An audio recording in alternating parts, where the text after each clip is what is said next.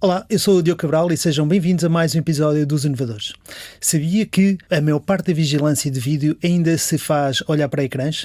A segurança nos dias de hoje é cada vez um termo mais importante e os sistemas de videovigilância aumentam de dia para dia. No entanto, a sua monitorização é feita sem qualquer automação, recorrendo a pessoas a olhar para os ecrãs. Por isso, recebemos a Safety Scope, uma startup portuguesa que pretende otimizar este processo e melhorar a produtividade das equipas de segurança. Para nos contar sobre esta tecnologia e o futuro da vigilância inteligente, temos connosco dois dos cofundadores desta startup, o Luís Lamy e o Lucas Giroto. Ambos têm um percurso que começou em Engenharia Informática na Nova e uniram os seus conhecimentos para construir esta solução do zero, transformando os dados visuais em valor operacional. Luís, Lucas, bem-vindos aqui aos Inovadores. Obrigado pelo convite. Então, contem-nos já o que é isto da Safety Scope. Pronto, a Safety Scope foi designada para optimizar processos de vigilância. Hoje em dia temos vigilância humana estática, em que centra-se muito na monitorização de sistemas CCTV, neste caso câmaras, como vemos, nomeadamente em todo o lado, em projetos residenciais, em projetos empresariais. E pronto, nós quando começámos a Safety Scope não sabíamos que este problema em particular era tão grande. Existe mais de 1.000 milhões de câmaras no mundo inteiro, no entanto cerca de 30 milhões de pessoas cujo trabalho é ver estas câmaras. O rácio por si só então é completamente exorbitante e é impossível manter o foco. Estudos mostram que após 20 minutos de trabalho, a olhar basicamente para 40 câmaras ao mesmo tempo, a atenção desce drasticamente, e quando digo drasticamente é acima de 90%. Por isso é muito difícil manter o foco e obviamente que acaba por ser aqui uma tarefa extremamente difícil e nós queremos ajudar a melhorar nisso. Portanto, o que me estás a dizer é que as pessoas, se estiverem a olhar para vários ecrãs, de repente é quase, ao final de X tempo, é quase como se não estivessem a olhar para ecrãs, é isso? Sim, de forma... Pronto, se eu tivesse a atribuir um adjetivo à vigilância tradicional no que toca a CCTV, é que a maior parte das vezes é cega. Não só isso é o problema, por exemplo, as equipas de vigilância também estão quase praticamente a focar-se em trabalho operacional, seja na geração de relatórios de ocorrências. Depois também existe uma grande crise no recrutamento e depois, não só isso, mas o hardware também por si só já está a falhar. Cerca de 50% das câmaras falha em inspeção após um ano de termos instalado. Por isso, o culminar de todos estes problemas resulta num problema gigante que queremos resolver. Os seguranças têm que ser certificados, certo? Sim, exatamente. Basicamente, os seguranças passam por formação certificada e também existem empresas que, existem vários tipos de alvarás, nomeadamente, alvarás de A a D, e basicamente cada um desses alvarás é um tipo de serviço. Por exemplo, o alvará C é mais para a instalação de sistemas de segurança, que depois tem de fazer o registro prévio na PSP para vender. Então, como é que o vosso sistema na realidade funciona? Certo, o nosso sistema funciona ligando-se basicamente à infraestrutura já existente de CCTV, ou seja, as câmaras já existentes funcionam por si só. Nós fazemos basicamente a integração do software nessas câmaras. E aqui em particular, quando fazemos a integração de software, escolhemos modelos de visão computacional para fazer o processamento de imagem e depois isto é com base no que é que os clientes também querem detectar. E depois, a partir do momento que fazemos essa integração, o processamento de imagem começa a ser feito por esses modelos e assim que detecta alguma coisa, atribui um alerta instantâneo com a prova do vídeo logo. Ou seja, estamos a poupar imenso tempo, não só na monitorização por si só, porque são modelos altamente precisos, mas também a procura da prova é algo que também demora algum tempo ainda e nós entregarmos já na mão é uma coisa que portanto, funciona. Vocês conseguem detectar movimentos suspeitos ou alertas, portanto, basicamente é um sistema de alarmística que consegue ir buscar um início do movimento, o início dessa detecção e envia logo um clipe, digo eu, se calhar para alguém responsável a analisar essa situação, é isso? Sim, é exatamente assim que funciona. Nós basicamente assim que um frame, digamos assim, detecta alguma coisa, o modelo detecta alguma coisa num frame, nós temos um espaço de vídeo e esse clipe em particular normalmente tem 10 segundos e a ideia é nós atribuirmos esse clipe praticamente de forma instantânea ao utilizador para depois efetuar um plano de ação em coisa de menos de um minuto, ou seja, ele recebe o clipe e ao receber o clipe depois pode analisar se efetivamente foi bem detectado ou não e se vai agir perante isso e depois ter um plano de ação o mais rápido possível. E que tipo de eventos suspeitos é que vocês conseguem detectar com o vosso sistema? Nós começámos num projeto, antes da Safety Scope existir, nós começámos a analisar a violência física em vídeo e basicamente esse modelo teve resultados interessantes que depois levaram-nos a criar a Safety Scope, a criar outros tipos de atividades. Neste momento nós temos alarmística bastante simples a nível de, por exemplo, detecção de pessoas, veículos e também a própria discretização dos vários tipos de pessoas, porque às vezes existem métricas em retalho que nós queremos retirar, quantos clientes é que entram na minha loja, se são homens, são mulheres. Pronto, fazer este estudo demográfico também é uma coisa super interessante e que pode ser feita. Também analisamos, por exemplo, a detecção de fogo e fumo, também é um modelo que também é muito forte nosso, que pronto, aqui na questão dos incêndios florestais é cada vez mais uma necessidade e estamos obviamente dispostos e disponíveis a ajudar nesse tipo de medidas. E depois nós também pretendemos basicamente detectar vários tipos de atividade complexa que, nomeadas soluções de mercado, neste momento ainda não têm, é bastante geral. Portanto, vocês têm esse sistema de videovigilância, pode ser tanto interior como exterior. Portanto, se estás a analisar fogos nas florestas, portanto, vocês na realidade são pouco agnósticos ao sistema em si. Vocês recebem um feed de uma câmara, certo? O vídeo de uma câmara. Sim, basicamente, pronto, a ideia aqui em particular é que já existem soluções no mercado que podem ter analítica inteligente e esta parte toda operacional não estão automatizada de momento. Nós somos completamente centrados na equipa de vigilância e melhorar os processos da mesma. As soluções em particular que já vêm com softwares de gestão das câmaras de vigilância funcionam para aquela marca em particular. Nós queremos ser agnósticos ao hardware, em que integramos basicamente todos os fornecedores de câmaras relevantes e tratamos todas as câmaras praticamente como igual, sejam elas antigas ou futuro. Então os vossos clientes quem é que serão? Serão as empresas de segurança? Só? Aqui nós queremos servir empresas de segurança porque depois o business model por si só é B2B2B ou B2B2C, em que estas empresas depois vão revender a nossa tecnologia para depois cliente final. Ou seja, o cliente final poderá depois beneficiar deste tipo de tecnologia. Como é que é o vosso modelo de negócio? Certo, então nós começamos com parcerias com empresas de segurança, nomeadamente instaladores e também empresas que realizam a monitorização ativa.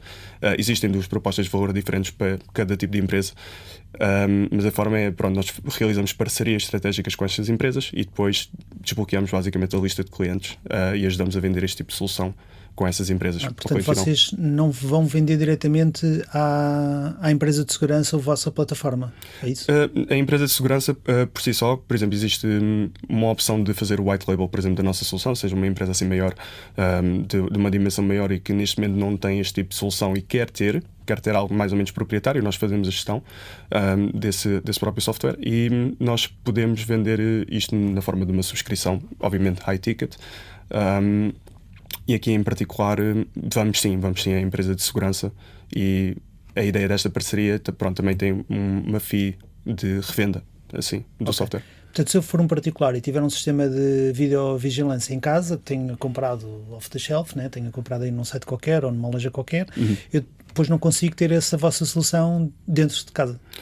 Existe sempre interesse do cliente final para virem falar connosco e ter este tipo de solução. E isto não quer, por vendermos a empresas de segurança não quer dizer que nós possamos realizar, por exemplo, outros projetos residenciais ou empresariais. Claro que se já tiverem parceiros e instaladores é sempre bom para nós também termos uma introdução à empresa de segurança que efetivamente fez o projeto CCTV convosco. Por isso, aí nesse caso também poderia funcionar. Então, em termos de panorama nacional, portanto, vocês ainda são uma empresa relativamente recente, portanto, começaram em agosto de 2024, portanto, estamos a falar pouco mais de um ano.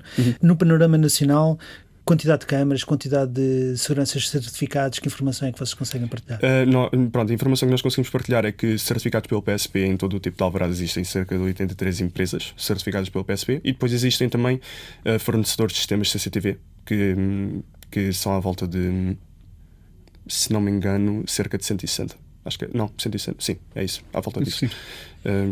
Por isso ainda é um mercado. Depende do ticket em particular, mas é um mercado mais ou menos interessante e é bom, obviamente, para testar o modelo em si. Vocês ainda não receberam investimento? Estão à procura de investimento? Como é que está essa situação para vocês? Certo, nós recebemos um investimento a partir da EIT Digital. Nós fizemos parte do programa de incubação deles antes de fundarmos a Safety Scope por si só, cá em Portugal. Um dos objetivos do... Isso é um grant, não é um investimento per si na empresa? Sim, também foi... Parte da componente de investimento foi um equity investment, quer dizer que a empresa participa no nosso capital. E aqui em particular passámos por este programa de incubação para realmente construir um MVP. Depois depois em agosto, que foi mais ou menos o final do programa, foi quando nós criámos a empresa e fazia parte dos objetivos. Recebemos algum capital para isso, para depois sustentarmos desta forma as nossas operações e depois prosseguirmos para pilotos. Mas não, ainda não realizámos uma ronda de capital de risco. E mas estão à procura de investimento ou para já ainda não? Neste momento ainda não. Diríamos que 2026 pode ser o tempo certo, digamos, para fazer. Próximos passos, o que é que aí vem? Certo, nós lançámos o nosso produto, que é o Omni, em setembro, ou seja, dia 1 de setembro. Ou seja, por agora os nossos passos aqui em particular é comercialização pura e ouvir, com base no feedback do cliente também, algo que seja assim mais necessário e efetivamente de implementar. Pronto, o desenvolvimento do produto continua sempre e vamos melhorando à medida que vamos vendendo. Mas sim, os próximos passos aqui é mesmo comercialização pura até o final do ano e seguindo 2026. Ou seja, encontrar parceiros em Portugal, neste momento, e depois com esses parceiros ir depois eventualmente a cliente final e também conseguir alinhar incentivos com esses parceiros para isso. Bem, olha, Luís e Lucas, muito obrigado por terem vindo aqui ao programa, muita sorte aí para vocês e muito sucesso na procura de novos parceiros e novas soluções aí, está bem? Obrigado nós. Muito obrigado. Eu, o Luís e o Lucas vamos continuar a conversar e tanto esta conversa como o restante programa fica disponível na RTP Play nas diversas plataformas de podcast. Muito obrigado por estarem desse lado, até ao próximo episódio. Então agora vamos entrar aqui como é que funciona exatamente o detalhe de uma instalação de um serviço. Como é que funciona? Imaginemos que eu sou uma empresa e quero trazer a vossa solução. Como é que isto funcionaria em termos práticos? Certo. Portanto, da forma como estamos a atuar neste momento é bastante simples. Portanto, nós temos aqui duas componentes que realmente trabalham dentro da infraestrutura do possível cliente. Temos esta porção que realmente conecta-se às câmaras e faz este processamento de vídeo. Portanto, para, digamos que instalar este programa, este sistema, vai-se receber, por exemplo, por e-mail ou por um outro canal de distribuição qualquer, um executável, um binário, uma coisa, digamos, que se possa colocar a funcionar dentro de uma máquina, dentro da infraestrutura, que vai fazer conexão às câmaras. Basicamente, coloca-se o programa a correr e ele faz a sua própria coisa, podemos dizer assim. Trabalha autonomamente. Mas isso é no computador que está ligado às câmaras, é isso? É um computador que esteja na infraestrutura das câmaras, ou seja, que tenha, digamos que, conexão direta, acesso à rede, conexão direta às câmaras. Mas as câmaras, já agora, há aqui o sistema Legacy, algumas câmaras, hoje em dia, se calhar as novas eu diria que são por IP, ou seja, têm aquela comunicação normal de computadores, mas se calhar algumas antigas que ainda são coaxiais, não sei. Isso ainda existe? Sim. E nesse caso aí, como é que funciona?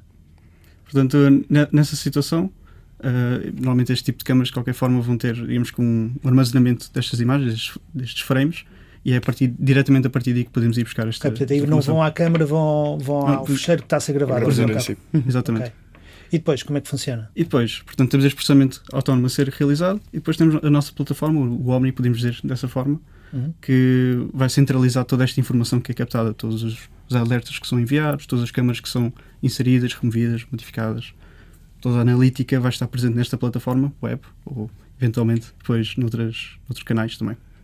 Portanto, eu que sou o cliente vou ter um dashboard, pelo que eu percebo, para já se calhar será um website, uma coisa qualquer, e consigo aceder a todas as câmaras e vejo todo o sistema alarmístico que houve, é isso? Exatamente. E os vários tipos de eventos, se calhar, que aquilo detectou, correto? Sim. Certo. Ou seja, se tu há pouco falaste sobre um carro a passar e eu não quero que passe ali nenhum carro e de repente um carro passa, aquilo vai-me alertar, olha, passou aqui um carro e não era suposto.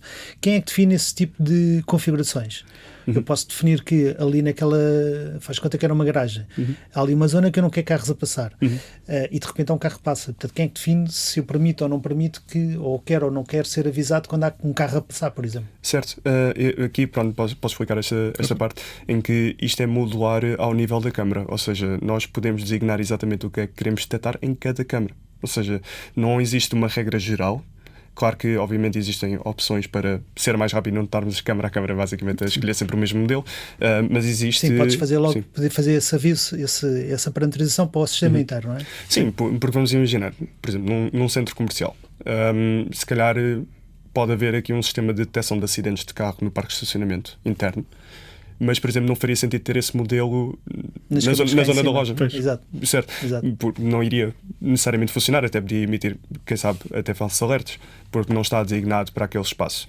Mas é modular esse ponto, ou seja, nós aqui queremos dar o máximo de liberdade e flexibilidade ao cliente de escolher exatamente o que é que quer detectar em cada câmara. Algumas câmaras são a preto e branco e outras são a cores. Isso afeta o vosso sistema?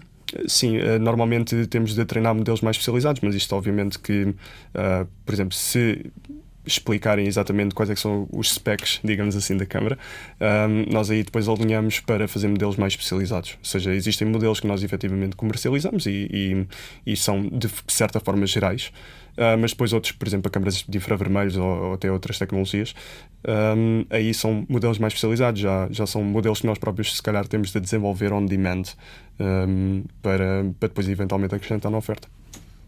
E esses sistemas, como é que vocês criam essas tipologias de eventos?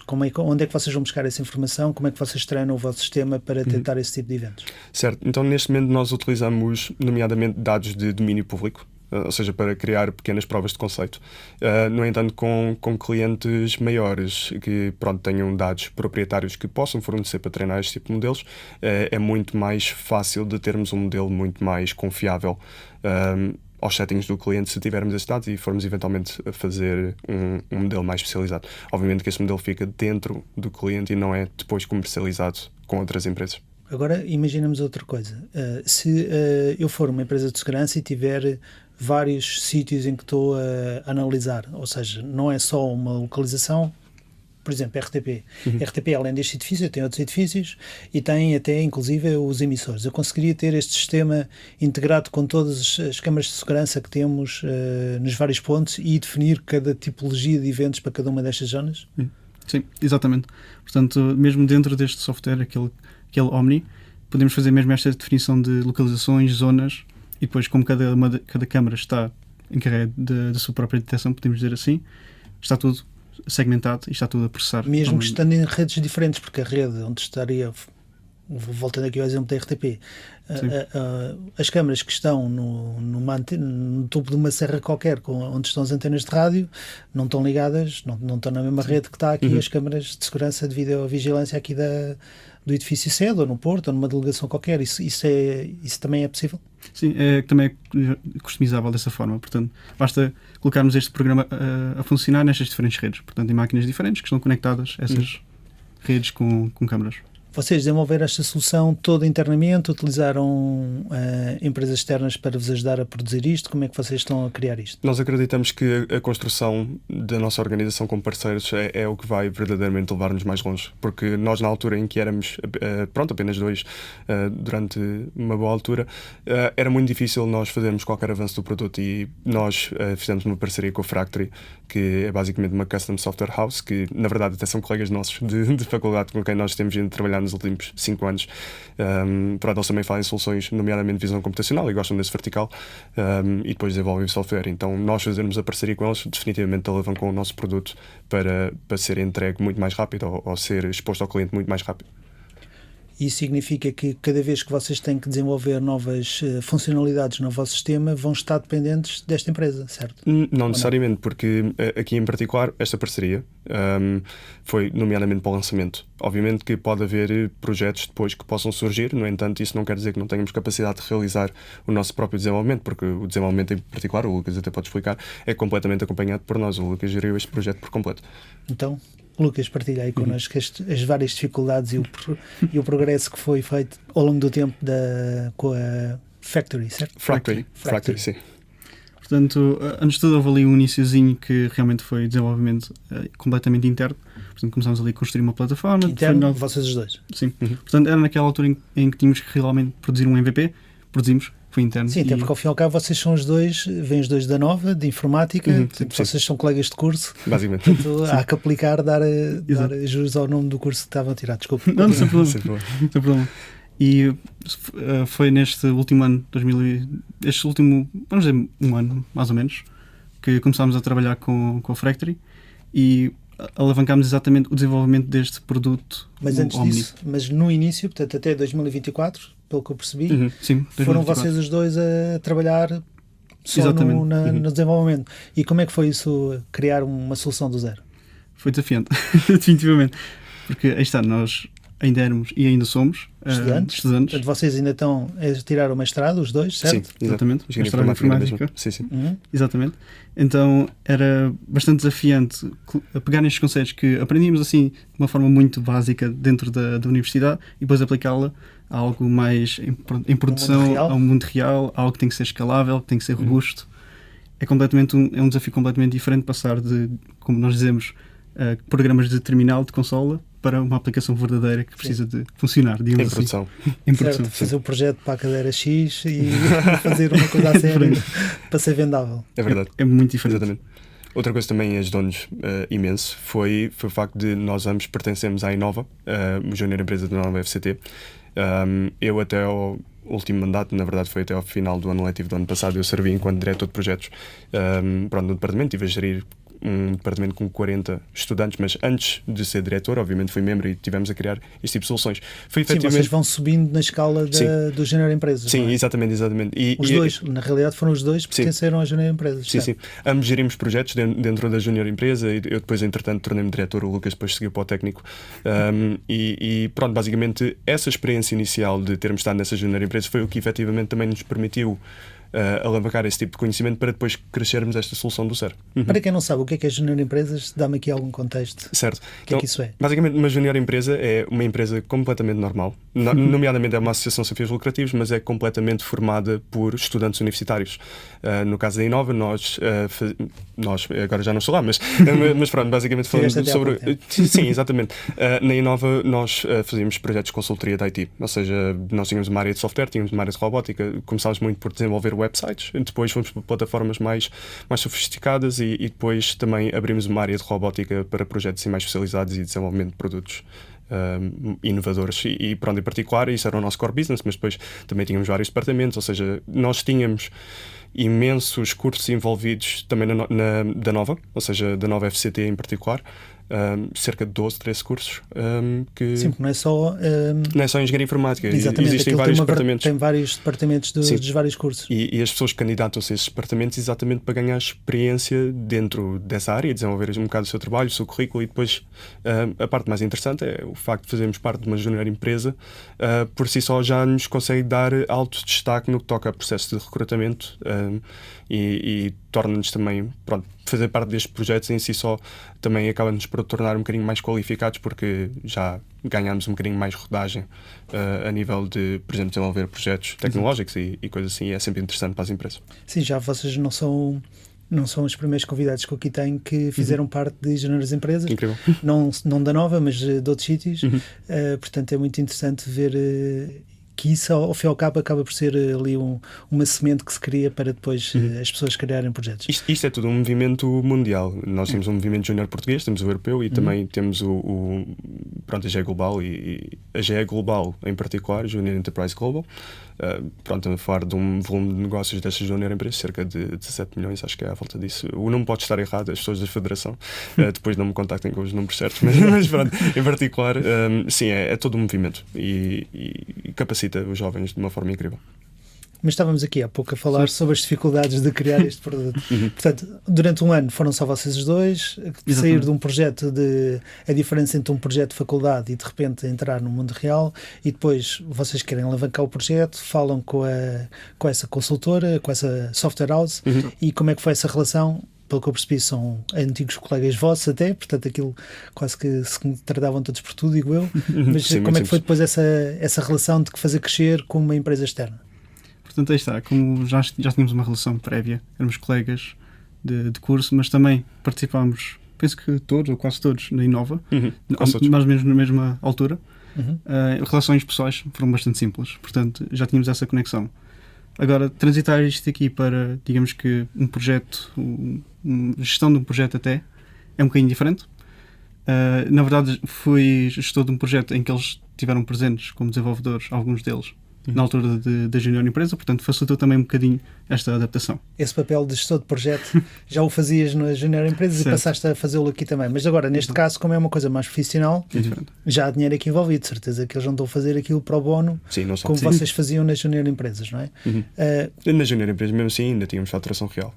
A questão é que era sem fins lucrativos. Certo, exato. A empresa é sem fins lucrativos e agora aqui eles próprios são funcionários de uma outra empresa que basicamente a empresa tem que receber, não é? Como é que foi essa função? Porque vocês, ao fim e ao cabo, tiveram o tal grant com uma participação que é um valor relativamente pequeno, são 15 mil euros. Sim, à volta disso. À volta disso. Portanto, o resto é bootstrap do vosso lado. Portanto, sim, mas aqui um pagamento que vocês vão ter feito para a empresa. É baseado em performance comercial, ou seja, nós obviamente temos o número de horas estimado, como uma consultoria faria, e depois com base em performance comercial também pode haver prémios a nível, pronto, por termos uma boa performance comercial, eles fizeram parte deste percurso, vale a pena também fazer este tipo, ou seja, estamos a alinhar incentivos de certa forma disto. Portanto, o pagamento acaba por não ser feito à cabeça, vai ser feito conforme as vossas vendas, eles vão tendo uma espécie de um fee, será uma coisa assim? É uma componente fixa e uma variável, basicamente. Okay.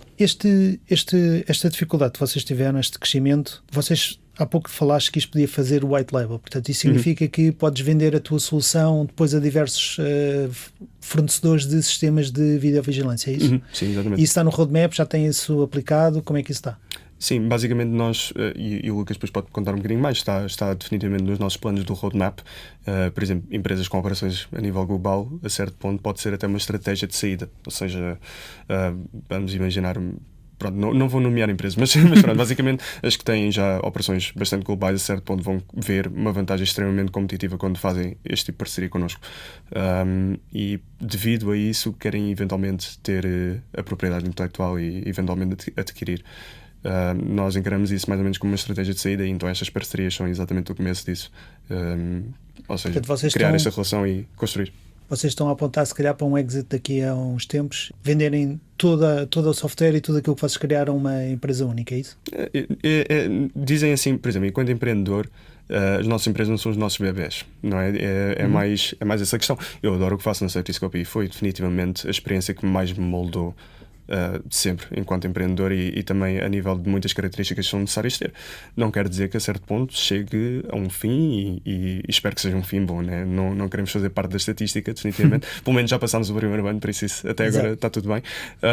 Mas obviamente que queremos um final feliz eventualmente e quem sabe prosseguir com projetos pessoais novos dessa forma. Sim, vocês ainda estão, ao fim e ao cabo, ainda estão os dois a estudar. Portanto, vocês foram colegas de curso na Nova, em informática, depois no mestrado, um continuou na Nova, o Lucas passou para o técnico, também mestrado em informática, portanto mantiveram-se na mesma área. Sim. E estar a criar esta empresa e estar a gerir isto tudo enquanto estão a estudar, há aqui alguma dificuldade? Como é que tem sido a gestão do vosso lado? Quer conciliar a vida profissional com a vida de estudante, quer a relação entre vocês os dois, estar a criar-se, normalmente há sempre um que puxa mais para o outro. Contem-me um pouco como é que é esta vossa relação. Queres que eu comece? Basicamente, por si só a vida de um founder é incrivelmente difícil. Tentar fazer com que algo levante voo não é para todos, é extremamente difícil fazer, principalmente porque apesar de já ter tido alguns negócios próprios, assim, a priori, de criar a Certiscope, isto é efetivamente a minha primeira startup, por isso nós aqui estamos a fazer mais ou menos o caminho das pedras, aprender com todos estes obstáculos. Obviamente que se fundássemos uma segunda startup, as coisas evoluiriam de uma forma muito mais rápida, porque entretanto todos os erros que nós cometemos ao longo do caminho, efetivamente já aprendemos e não vamos passar por eles outra vez, ou pelo menos vamos tentar que isso não aconteça. Mas efetivamente, pronto, aqui gerir a vida de faculdade e também a vida pessoal em particular com a startup tem sido extremamente difícil, e isso é uma coisa que não tenho qualquer problema em mencionar. Fazer faculdade por si só, e eu neste momento estou a iniciar a minha tese em IA generativa. Existem obviamente requisitos temporais, digamos assim, prazos e também obviamente o envolvimento muito, pronto, com uma frequência muito grande, que exige trabalhar muito mais horas do que seria normalmente. E para ser também sincero e explicar aqui um bocado, o que eu estou a tentar fazer com a Certiscope agora a nível da gestão de tempo do meu lado é tentar continuar full time mesmo com a faculdade. E pronto, isso se calhar pode colocar um bocadinho em causa a minha média na faculdade, não é? Se bem que eu não estou propriamente preocupado com isso, mas obviamente que a universidade tem a sua importância e não estou a dizer que vou dar um dropout e isso. Não quer dizer que a gente tenha pensado já em potencialmente termos feito um dropout, mas já que estávamos perto do final, mais vale acabarmos e acho que a universidade termina por si a tese e ficas chato. Sim, completamente. E a universidade por si só ensina exatamente coisas que nós precisamos para efetivamente termos um futuro mais interessante e não tropeçarmos à toa, não é? Por isso, sim, é efetivamente difícil gerir, mas eu acho que nós acabamos por tornar-nos bons a gerir isso. Sim, a vossa relação parece-me, aliás, até conversámos um pouco antes de nos sentarmos aqui no estúdio, portanto, e tu, Lucas, conta-me lá. Antes de tudo, concordo com tudo que ele disse. Isto é desafiante, isto é complicado, como é claro. Sobre como ultrapassar realmente estes obstáculos, eu penso que o Luís também opera de uma forma similar. Comecei a estruturar o meu tempo. Portanto, eu preciso deste tempo para dedicar à Safety Scope, preciso deste tempo para dedicar à faculdade para não fumar, preciso deste tempo dedicar a família, parceiros, amigos, seja o que for. Exatamente. Portanto, esta pressão social. E também preciso de um bocadinho de tempinho para mim, porque a minha mente também precisa de um bocado de descanso. Portanto, o primeiro passo foi mesmo estruturar este tempo todo, o mais conciso, concreto possível. E depois era simplesmente manter consistência. Portanto, eu diria que o maior, digamos, a maior melhoria, digamos assim, que tive neste tipo de gestão foi exatamente conseguir manter a consistência do plano que foi definido. Portanto, baseia-se muito à base disso, é criar um plano e segui-lo o mais concretamente possível. Vocês, neste momento, na Safety Scope, são só 2 pessoas ou já têm mais pessoas a trabalhar com vocês? Nós temos uma terceira pessoa que é o Francisco. Ele faz parte da nossa área de vendas e é efetivamente quem vende comigo. Eu estou mais responsável da parte de sales e marketing e tudo isso. Ele também, efetivamente faz aqui os contactos comerciais e ele hoje, não pôde assistir aqui behind the scenes. Mas, ele tem vindo a trabalhar connosco também já desde o início do ano e demos as boas-vindas à equipa e acho que ele está a gostar bastante do que está a fazer neste momento. E vendas sempre foi uma grande paixão dele, então achámos que fazia todo o sentido ele fazer parte. Também era um amigo nosso, assim, já de início, que desde que fundámos a Safety Scope ele soube exatamente os problemas que tivemos, as vitórias que tivemos e também era uma pessoa que fazia sentido incluir na equipa. E próximos passos? Já falaram um bocadinho, mas gostava outra vez de perceber um bocadinho melhor o que é que vocês ambicionam fazer num curto espaço de tempo.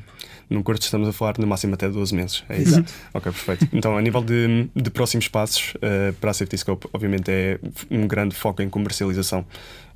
Nós acreditamos que bootstrapping goes a long way e vai ser interessante ver a velocidade com que o nosso sales cycle tem. E pronto, a comercialização aqui em particular, em Portugal, já tem vindo a ser muito interessante neste último mês. Mal posso esperar por ver até ao final do ano o que é que nós vamos conseguir alcançar, mas obviamente durante o ano todo vai ser sempre ongoing. Depois, eventualmente, nós também estamos a ponderar uma ronda pre-seed para 2026. Os termos ainda não estão necessariamente definidos porque, com base depois na atividade comercial, os termos mudam a nível do valor da empresa também, mas diria que são mais esses passos. E depois, obviamente, desenvolvimento do produto, vamos lançar coisas muito interessantes, não podemos dizer, mas há coisas muito interessantes. Segredo industrial. Sim, temos que ficar atentos para os próximos meses. É verdade. Toda a gente que aqui veio diz que angariar dinheiro, fazer uma ronda pre-seed ou uma ronda seed é quase um full-time job. Portanto, a quantidade de investidores que vocês vão ter que contactar é substancial, porque a maior parte deles diz sempre não, ou diz um sim, depois vocês têm que ir à procura. Portanto, boa sorte aí para vocês. Muito obrigado. Olha, o nosso programa terminou, mas eu agora tenho aqui umas pequenas perguntas que nós fazemos para depois colocarmos como teasers nas redes sociais. Okay. Primeira pergunta: quem é a pessoa que mais te inspira? Ok, eu tive a oportunidade e tive a sorte de rodear-me de imensas pessoas que acabaram por me inspirar e puxar por mim, mas se eu tivesse definitivamente de dizer uma pessoa que eu, tendo um grande passado em desporto federado também, teria de ser obviamente Cristiano Ronaldo. Ou seja, não estou a referir necessariamente ninguém no empreendedorismo aqui em particular, mas, por exemplo, Cristiano Ronaldo para mim é o epítome do foco e nós temos de ter foco enquanto founders para poder levantar voo da melhor forma. E não só o que ele traz a nível de desporto, porque para mim sempre foi um ídolo, depois a nível de negócios foi uma pessoa que também nunca se perdeu e acho que fez todas as decisões certas. E obviamente que há sempre erros, mas em particular diria que é a pessoa que mais me inspira. Sim, ele teve um episódio quando estava em Espanha de uma consultora que fez lá umas uns investimentos. Exato, uns investimentos e os métodos de pagamento diferentes do normal, e depois ele teve que ir pagar os impostos. É verdade, é verdade. Tentaram escapar. Já agora tu foste federado em quê? Futebol? Não, eu fui federado em Karaté, em Beisebol e depois ainda também competi em Jiu-Jitsu. E tenho um grande passado, antes dos meus 18 anos, desde os 6, que tenho vindo a competir em vários esportes aqui em Portugal, que têm sido bastante interessantes. Beisebol. Beisebol, é verdade, é verdade. É um fun fact meu. Exatamente, isso é um verdadeiro fun fact. Quando é que perceberam que esta ideia ia ter sucesso? Eu sempre confiei no Lucas e sempre confiei na minha capacidade de executar. Obviamente que quando ele deu a primeira ideia de fazermos este modelo de detecção de violência, eu não estava a pensar nesta parte de vigilância, mas nós percebemos que isto ia efetivamente ter sucesso com base nas respostas que não só estamos a ter agora, mas para quem acompanhou todo o processo da Safety Scope do zero até onde nós estamos agora, toda a confiança que nós transmitimos em ser as pessoas que estão efetivamente a resolver este problema gigante, acho que aí não só termos esse apoio dessa comunidade em particular, mas a resposta do mercado, e efetivamente deu-nos indicadores que nos permitem dizer que vai ser um sucesso. Ou seja, praticamente desde o início sempre acreditei em nós e depois acreditámos cada vez mais à medida que as pessoas nos foram apoiando. Terceira pergunta, pior experiência com um cliente? Com clientes em particular, acho que temos todas relações muito boas neste momento e também estamos em comercialização inicial. No entanto, posso contar uma experiência que tive com um possível cliente que foi super interessante. Nós temos imenso valor acrescentado e poupamos imensas horas por vigilante por semana. Estamos a pensar à volta de 20 horas por semana. Imaginem poupar um part-time, digamos assim, por vigilante. Realmente é muito dinheiro por hora. Nós não estamos aqui necessariamente para substituir os vigilantes e tudo isso, mas, por exemplo, o valor agregado que isto tem é ainda algum. E se fizermos então value-based pricing, é bastante. É bastante, exato. Mas aqui em particular foi termos possíveis clientes a pedirem-nos isto por 2 euros por mês. E tipo, nós achámos absolutamente ridículo. Obviamente que o tipo de produto que vendemos, se for para vender o Rolex, nós temos de vender às pessoas que querem o Rolex, não podemos estar a vender o Rolex a pessoas que querem swatches. Então, exato. Pronto. Ou aqueles casos vendidos na feira. Exato, exato. Pior asneira que um de vocês já tenha cometido ao longo da vossa carreira? Se pudermos referir, eu posso referir a minha. Eu acho que, em particular, a pior asneira que eu fiz foi pensar que, enquanto founder, eu tenho de saber tudo. E não tenho. Eu acho que se procurarmos pessoas que já passaram pelo mesmo e simplesmente falar abertamente com essas pessoas sobre exatamente quais é que são as maiores dores neste momento, as coisas acabam por se resolver de uma forma extremamente rápida. Eu sinto que isso às vezes pode até vir de não, eu sei que sou capaz e vou arranjar uma forma de o fazer, só que isso demora muito mais tempo do que simplesmente falares com um advisor, que nós também temos advisors na nossa equipa e todos percebem também as dores, o que é que nós passamos eventualmente, e o nosso contacto contínuo também funciona dessa forma. E quando temos essas dores, acho que é necessário sempre falar com alguém que já tenha passado pelo mesmo, e nós efetivamente não começámos de início a fazer isso, agora fazemos. Como é que vocês arranjaram os advisors? Vocês estão incubados? Nós estamos incubados no Madame Park, na Unicorn Factory Lisboa, e mais recentemente na DNA Cascais. Nós também vencemos o concurso de ideias de negócios de Cascais deste ano, desta edição em 2025, foi recentemente em abril. E como é que nós arranjamos estes advisors em particular? De forma muito interessante, o primeiro advisor que nós arranjámos é o assessor da administração do Madame Park, que é o Alcino. Ele basicamente, desde que estava na Junior Empresa, eu tinha... Pronto, eu aqui ia mais para lá também no Madame, e eu estava nos espaços públicos a trabalhar na Safety Scope, às vezes a ter reuniões super importantes num espaço público. E ele, obviamente, que captou isso e partilhou connosco a oportunidade daquele programa de incubação da IT Digital, que eventualmente desbloqueou aquele primeiro investimento. E devido a isso ele tem vindo a acompanhar o nosso projeto desde o início, desde antes de criarmos a empresa, na verdade, porque foi antes do programa e ele sempre nos acolheu. Os outros em particular foi, por exemplo, ligações também próprias do Alcino, pessoas que trabalhavam no mercado de segurança ou que tinham feito direção de segurança durante muito tempo. E depois também outras pessoas que nós encontramos ao longo do caminho. Por exemplo, nós temos um mentor sueco, que é o Torbjörn, que veio do programa da EIT, e foi um mentor que foi extremamente, não só importante para mim, mas também para a Safety Scope, que acabou por nos moldar enquanto empreendedor. Onde é que vem a Safety Scope daqui a 5 anos? Isso é uma pergunta $1 million. Yeah, exato. Nós daqui a 5 anos vemos a Safety Scope como a referência, digamos assim, que resolve efetivamente este problema. Nós queremos resolver este problema, somos obcecados pelo problema que estamos a resolver, e efetivamente nós queremos ser um dos players-chave no que toca a vender estas soluções de segurança para efetivamente entregarmos a segurança que as pessoas merecem. Muito bem, olha, temos que terminar. Muito obrigado por terem vindo, Luís e Lucas. Muita sorte aí para vocês. Boa sorte para a ronda de investimento, boa sorte para as vossas novas vendas e espero ver a Safety Scope, se calhar aqui na RTP também. Perfeito, muito obrigado. Muito obrigado. Acompanhem mais histórias de inovadores ao subscrever o nosso canal nas redes sociais, na RTP Play ou nas diversas plataformas de podcast. Muito obrigado a todos. Eu regresso no próximo episódio.